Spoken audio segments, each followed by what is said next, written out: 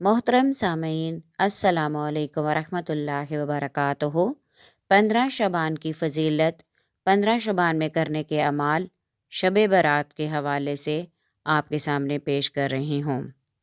शेख अबू नसर ने बिलस्नाद हज़रत आयशा सदीक़ा रज़ी अल्लाह ताला अन्हो से रवायत की है कि रसूलुल्लाह सल्लल्लाहु अलैहि वसल्लम ने मुझसे फ़रमाया, आयशा ये कौन सी रात है? उन्होंने अर्ज़ किया, अल्लाह और उसके रसूल ही बखूबी वाकिफ़ हैं। हजूर ने फ़रमाया, ये निस्फ़ शबान की रात है। इस रात में दुनिया के अमाल, बंदों के अमाल ऊपर उठाए जाते हैं, उनकी पेशी बारगाहे रब्बुल इज़्ज़त में होती है। अल्लाह ताला इस रात बनी कल्ब की बकरियों के बालों की तादाद में लोगों को दोज़ख से आज़ाद करता है।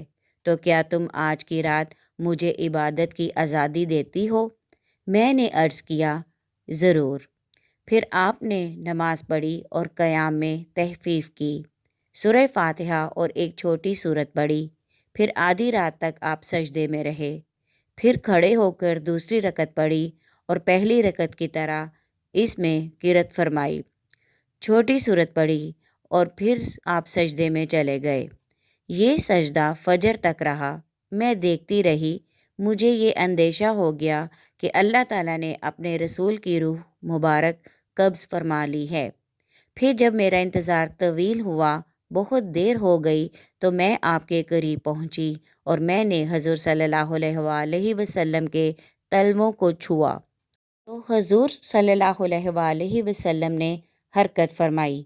मैंने खुद सुना कि हजूर सजदे की हालत में ये अल्फाज अदा फरमा रहे थे, इलाही मैं तेरे अजाब से, तेरे अफ़ू और बख्शिश की पनाह में आता हूँ, तेरे कहर से तेरी रज़ा की पनाह में आता हूँ, तुझसे ही पनाह चाहता हूँ। तेरी ज़ात बुज़ुर्ग है, मैं तेरी शायान शान सना बयान नहीं कर सकता। तू ही आप अपनी सना कर सकता है और कोई नहीं। सुबह को मैंने अर्ज़ किया कि आप सजदे में ऐसे कलमात अदा फरमा रहे थे कि वैसे कलमात मैंने आपको कहते कभी नहीं सुना।